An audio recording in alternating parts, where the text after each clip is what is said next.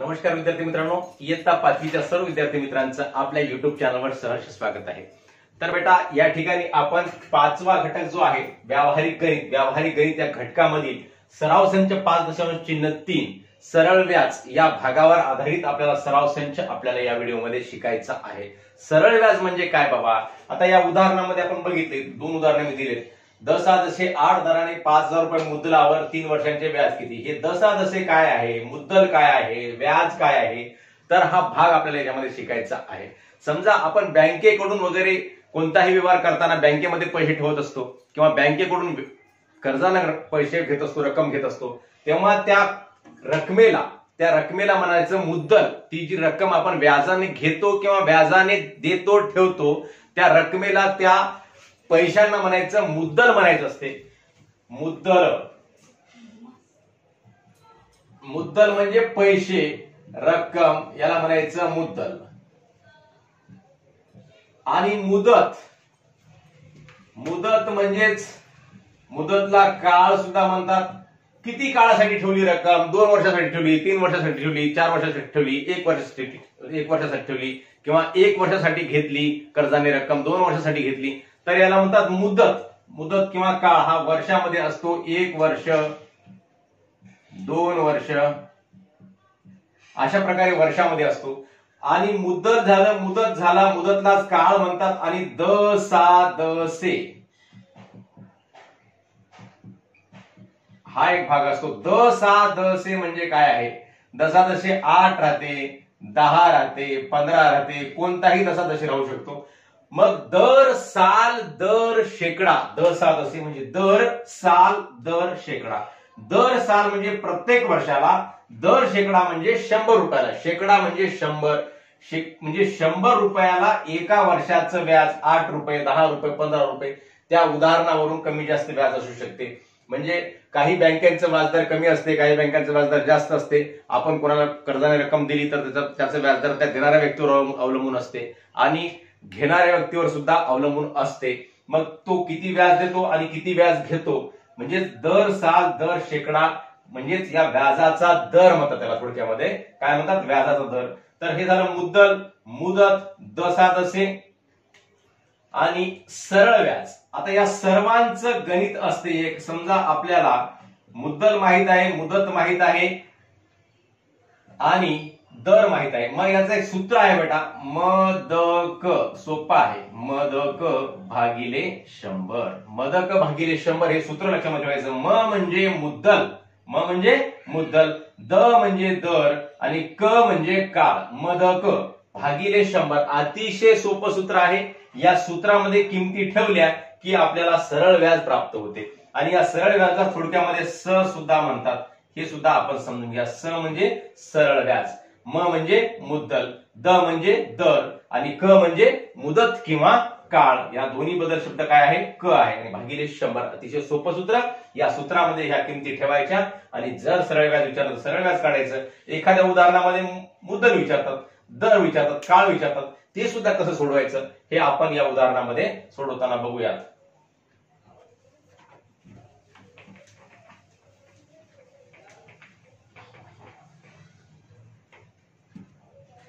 आता बघा, पहिल्या उदाहरणामध्ये काय विचारलं बेटा?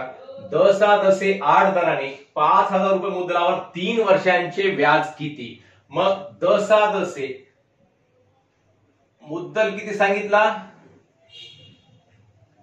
अगोदर मुद्दल लिहू, 5,000 रुपये। 5,000 रुपये काय आहे? मुद्दल आहे। आणि दर किती आहे? दर लिहू थोडक्यामध्ये आपण, 10,000 पूर्ण लिहायची गरज नाही। दर किती आहे? 8। आणि काळ किती आहे किंवा मुदत किती आहे?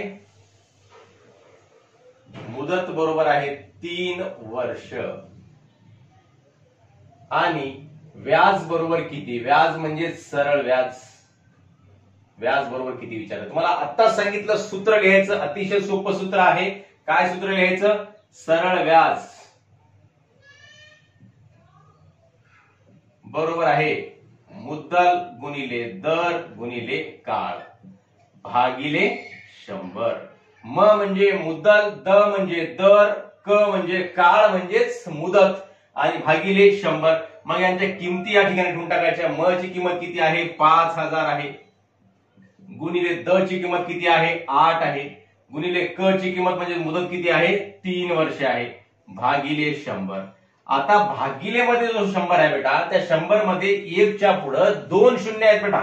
मग हे खालचे 2 शून्य वरच्या 2 शून्यासोबत कटून जात असतात भागाकारामध्ये. लक्षात ठेवा, खालचे 2 शून्य कटले, वरचे 2 शून्य कटले.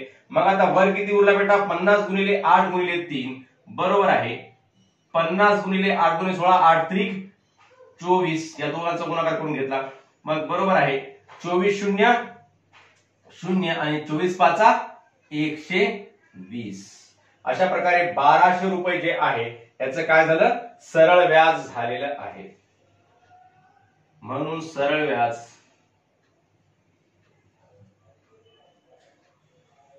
बरोबर आहे 1200 रुपये. अशा प्रकारे उत्तर काढलं आणि हे उत्तर काढून हे 1200 ला आपण राईट केलं. अशा प्रकारे हे गणित सोडवायचं असते. अतिशय सोपी पद्धत आहे. फक्त मदक भागिले 100, बदक आणि मदक, बदक लक्षात ठेवायचं, बदक वरून मदक लक्षात ठेवायचं, मदक भागिले 100 म्हणजेच काय असते हे सरळ व्याज काढण्याचं सूत्र असते. आता दुसरं उदाहरण बघूया. दसादसे 5 दराने 8 वर्षांचे 1200 रुपयांचे. परत अजून काय करू आपण, मुद्दल अगोदर लिहू. मुद्दल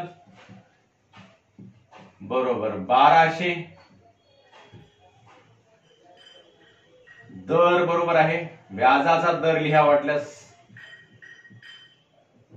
व्याजाचा दर बरोबर आहे 5 आणि मुदत बरोबर आहे 8 वर्ष. आणि काय विचारलं मग सरळ व्याज. तुम्हाला परीक्षेमध्ये एवढा वेळ नसते मुदल मुदत आणि दर सरळ व्याज वगैरे लिहित बसण्याचं. मग काय करायचं सरळ सरळ व्याज सूत्र लिहून टाकायचं, सूत्रामध्ये किमती ठेवायच्या आणि उत्तर आणायचं. सरळ आपल्याला करता येते असं सुद्धा. फक्त हे आपल्याला समजावं म्हणून मी सर्व स्पष्टीकरण देत आहे. हे सर्व बाबी या ठिकाणी ज्या बाबी दिलेल्या आहेत त्या बाबी या ठिकाणी लिहित आहे बेटा. मग आता सूत्र हेच तेच सरळ व्याज बरोबर आहे म द क, म गुणिले द गुणिले क भागिले 100. म किती आहे म आहे 1200, द किती आहे 5 गुणिले क किती आहे काळ किती आहे, क म्हणजे काळ म्हणजेच मुदत 8 वर्ष भागिले 100. तुम्हाला आता सांगितलं भागाकारामधले 2 शून्य वर जर 2 शून्य असले तर त्या दोघांसोबत कटतात. म्हणजेच खाली काय राहते फक्त 1 राहते. कोणत्याही संख्येला 1 न भागल्याने त्या संख्येमध्ये काही फरक पडत नाही. इथं सुद्धा 1 राहिला म्हणून आपण वरच्या संख्येचाच गुणाकार करून घेतला. कोणत्याही संख्येच्या छेदस्थानी काही नसते म्हणजे 1 असते. ही बाब इथं सांगायची राहून गेली. फक्त 1 खाली आहे म्हणजे त्याचं काही याला विचार करण्याची आवश्यकता नाही. तसंच इथं मग इथं सुद्धा खाली काय राहिला 1च राहिला. मग आता 12 गुणिले 5 किती बेटा 12 पंचे 60 होतात. 1200 मधले 2 शून्य कटले. आता इथं काय राहिले फक्त 12 राहिले. 12 पंचे 60, 60 गुणिले 8 मग 8 शून्य शून्य 8 पंचे 40, 8 सख 48. म्हणून सरळ व्याज बरोबर आहे 1200 रुपये. इथं जसं लिहिलं 1200 याच्या पुढे रुपये लिहून टाकू आणि हे सुद्धा. म्हणून सरळ व्याज बरोबर आहे 480 रुपये.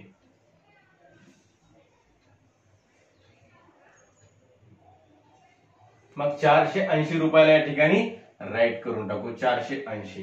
अशा प्रकारे हे सरळ व्याज काढायचे असतात. असे आपण या ठिकाणी 2 उदाहरणं सोडवलेत. पुढील उदाहरणं लगेच सोडूयात.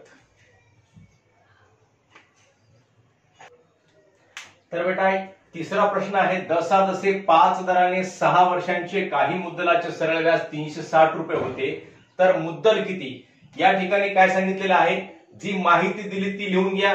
या ठिकाणी मुद्दल दिलेलं नाही. मग अगोदर काय सांगितलं दर सांगितला. मग दर लिहू व्याजाचा दर बरोबर आहे 6 वर्ष. व्याजाचा दर बरोबर आहे 5 सांगितलेला आहे. सॉरी 6 वर्षांचे म्हणजे मुदत सांगितली किती 6 वर्ष. मुदत बरोबर आहे 6 वर्ष. आणि सरळ व्याजाची रक्कम सांगितली किती सांगितली. सरळ व्याज बरोबर आहे 360 रुपये सरळ व्याजाची रक्कम सांगितली. आता या ठिकाणी मुद्दल काढायचं आहे आपल्याला. मग मुद्दल बरोबर किती? आता हे कसं काढायचं बाबा? आपल्या सूत्रामध्ये सरळ व्याज काढायचं सूत्र आपल्याला माहित आहे. मग कसं काढायचं बघा बरं बेटा. हेच सूत्र लिहायचं. सरळ व्याज बरोबर आहे, सरळ व्याज बरोबर म गुणिले द गुणिले क भागिले 100. आता या सूत्रामध्ये बेटा एखाद्या वेळेस सरळ व्याज दिलेलं असेल, दर दिला असेल, काळ दिला असेल तर मुद्दल काढायचं असं सुद्धा असू शकते. एखाद्या वेळेस सरळ व्याज मुद्दल आणि काळ मुदत देऊ शकतात, दर काढायचा असते. एखाद्या वेळेस सरळ व्याज मुद्दल दर देतात, काळ किंवा मुदत काढायची असते. मग कसं करायचं? या सूत्रावरून इतर अजून 3 सूत्र तयार होतात. किती तयार होतात? 3. म्हणजे एकूण 4 सूत्र तयार होतात. म्हणजे कसं बघा बरं. आता या ठिकाणी आपल्याला मुद्दल काढायचे. मग कसं करायचं? तुम्हाला मी एक नियम सांगितला होता, तो तुमच्या लक्षामध्ये आहे किंवा नाही ते माहित नाही मला, पण लक्षामध्ये ठेवायला पाहिजे, नेहमीसाठी लक्षामध्ये ठेवा. बरोबरीचे चिन्ह जे असते, बरोबरी चिन्हाच्या या दोन्ही बाजू असतात. ही डावी बाजू, ही उजवी बाजू. उजव्या बाजूचा एखादा अंक किंवा एखादी संख्या, एखादं पद डाव्या बाजूला गेलं म्हणजे गुणाकाराचं भागाकार होते, भागाकाराचं गुणाकार होते, बेरजेची वजाबाकी होते आणि वजाबाकीची बेरीज होते. जी क्रिया इकडे दिलेली आहे या क्रियेच्या विरुद्ध क्रिया होते, किंवा जी क्रिया इकडे दिलेली आहे या क्रियेची विरुद्ध क्रिया बरोबरी चिन्हाच्या पलीकडे जाऊन होते. मग आपल्याला मुद्दल काढायचं आहे. म्हणजे बरोबरी चिन्हाच्या इकडल्या बाजूला मुद्दल ठेवलं. मग भागाकारामध्ये जे 100 आहे हे सरळ व्याजाच्या कशामध्ये येते? गुणाकारामध्ये येते. सरळ व्याज भागाकाराचं 100 कुठं आलं? गुणाकारामध्ये उडी मारलं इकडून इकडं सरळ व्याजाच्या. आणि गुणाकारामधला दर आणि काळ जो आहे तो कुठे जातो? भागाकारामध्ये जातो. म्हणजेच द गुणिले ग. मुद्दल जाग्यावरच राहिला. आपण इकडली बाजू इकडे लिहिलो असं समजून घ्या. मुद्दल जाग्यावरच राहिला. दर आणि काळ गुणाकारामधला मुद्दलच्या कुठे गेला? या सरळ व्याजाच्या भागाकारामध्ये गेला आला. आणि भागाकाराचं 100 कुठे गेलं? याच्या गुणाकारामध्ये गेलं. ही बाब समजून घ्या बेटा. तुम्ही खूप चिमुकले आहात, परंतु ही बाब जर समजून घेतलात तर तुम्हाला 10वी पर्यंतचे गणित, पुढील सर्व स्पर्धा परीक्षांचे गणित, अशा प्रकारचे सर्व गणित यामधून तुम्हाला कळतात. कारण हे समीकरणाचा भाग आहे. हा भाग समजला की तुम्हाला गणित खूप सोपं जाईल. म्हणजे गुणाकाराचं भागाकार, भागाकाराचं गुणाकार, बेरजेची वजाबाकी, वजाबाकीची बेरीज, बरोबरी चिन्हाच्या अलीकडे आल्यानंतर संख्या किंवा पद काही जरी अलीकडे पलीकडे गेलं तर त्याची क्रिया विरुद्ध क्रिया होते, हे समजून घ्या. मग गुणाकारामधला दर आणि काळ भागाकारामध्ये आला आणि भागाकाराचं 100 सरळ व्याजाच्या गुणाकारामध्ये गेलं. आता एक नवीन सूत्र आपल्याला तयार झालं. याच प्रकारे जेव्हा दर काढायचा असेल तेव्हा मुद्दल कुठेही लिहिता येईल आणि दर लिहिता येईल. जर काळ काढायचं असेल तर काळ कुठेही लिहिता येईल आणि मुद्दल कुठेही लिहिता येईल. म्हणजे कोणतंही संख्या, कोणतीही पद, कोणतंही काही काढायचं राहिलं तरी आपल्याला या एका सूत्रावरून इतर 3 सूत्र तयार करता येतात. खूप सोपी बाब आहे, तुम्हाला सुद्धा तयार करता येतील. मग आता याच्यामध्ये किंमत ठेवून टाकू. सरळ व्याज किती सांगितलं? 360 रुपये. सरळ व्याज बरोबर आहे 360 गुणिले दर किती सांगितला? 5. सरळ व्याज 360 रुपये गुणिले 100 आणि दर किती आहे? 5 रुपये आहे. आणि क म्हणजेच काळ म्हणजेच मुदत किती आहे? 6 वर्ष आहे. मग आता या 6 न 360 ला भाग जातो. 6 1 6, 6 6 36 आणि 0 ला 0चा भाग म्हणजे 60 झालं.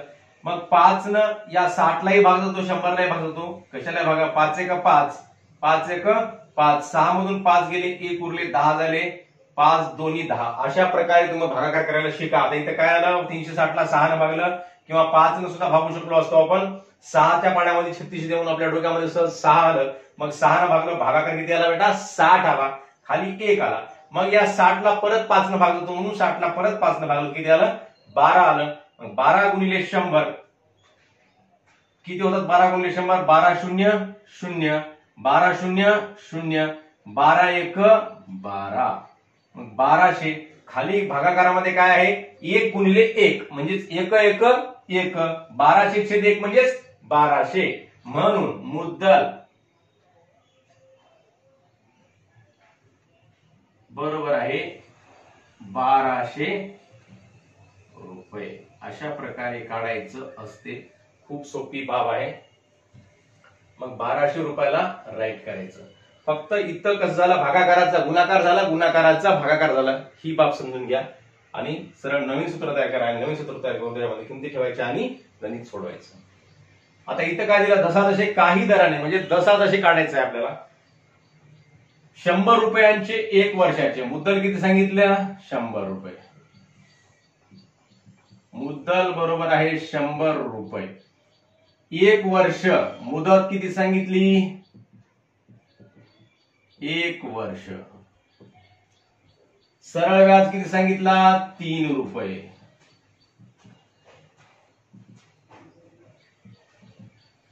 तर दर किती म्हणजेच व्याजाचा दर बरोबर किती. आता बघा बेटा, हेच सूत्र लिहायचं. सरळ व्याज बरोबर आहे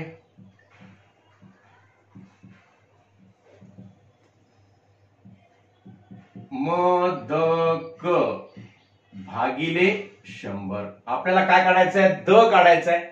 मग द जाग्यावरच ठेवू, सरळ व्याजाच्या भागाकार इकडे मदकच्या भागाकारामध्ये जे 100 आहे ते गुणाकारामध्ये ठेवू. दर बरोबर आहे सरळ व्याज गुणिले 100. भागाकाराचं 100 कुठे गेलं, गुणाकारामध्ये गेलं सरळ व्याजाच्या, आणि गुणाकारामधलं म आणि क कुठे गेलं, भागाकारामध्ये गेलं.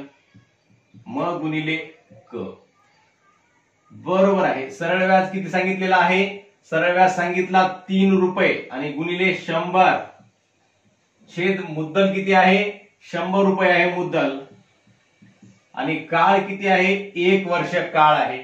मग 100 करतात या ठिकाणी, 100 कटले 100 कटले, 100 एक 100, 100 एक 100 म्हणजे 1 1 येते, आणि 3 छेद 3 एक 3 आणि 3 छेद 1 म्हणजेच 3.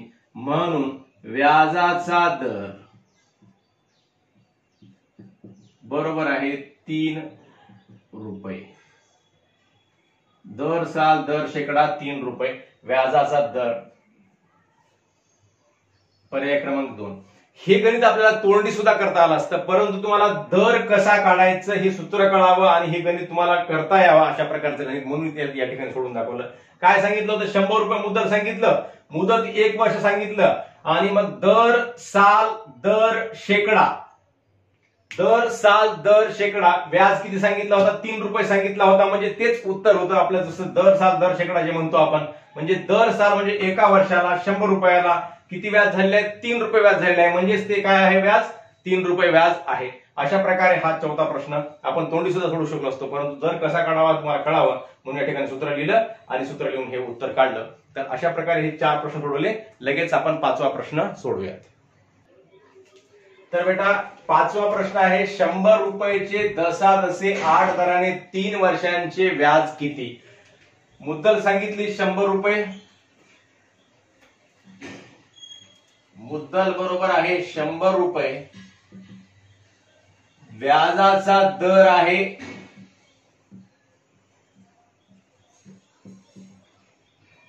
8 रुपये, आणि मुदत आहे, मुदतलाच काय म्हणतात, काळ म्हणतात. मुदत बरोबर काळ लिहूयात वाटल्यास 3 वर्ष,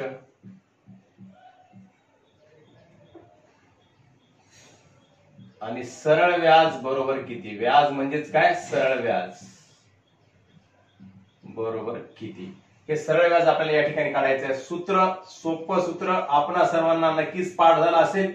सरळ व्याज बरोबर आहे मद क भागिले 100, म गुणिले द गुणिले क भागिले 100.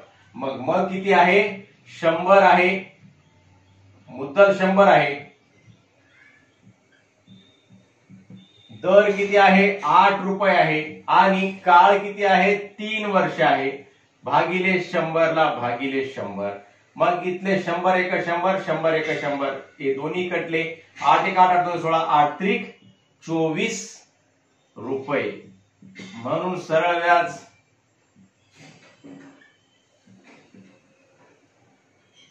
बरोबर आहे 24 रुपये. 24 रुपये हा जो पर्याय आहे, हा पर्याय आपल्याला लिहायचा राहून गेला. 12, 24, 36 आणि 16.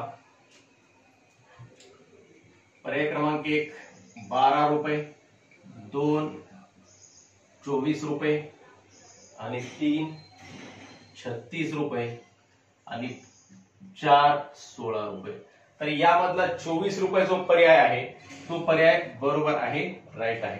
अशा प्रकारे आपण या ठिकाणी 5 प्रश्न सोडवलेले आहेत बेटा. आणि 5 प्रश्नाचं या ठिकाणी 5 प्रश्नाच्या माध्यमातून मुद्दल म्हणजे काय, मुदत म्हणजे काय, सरळ व्याज म्हणजे काय आणि व्याजाचा दर म्हणजे काय, द सा द से म्हणजे दर साल दर शेकडा म्हणजे काय, हा पूर्ण भाग तुम्हाला समजावून सांगण्याचा प्रयत्न केलेला आहे. आपणा सर्वांना हा भाग नक्कीच समजला असेल व व्हिडिओ आवडला असेल तर आपल्या मित्रांना नक्की शेअर करावा व व्हिडिओवर लाईक व कमेंट सुद्धा अवश्य करावे मुलांनो. धन्यवाद.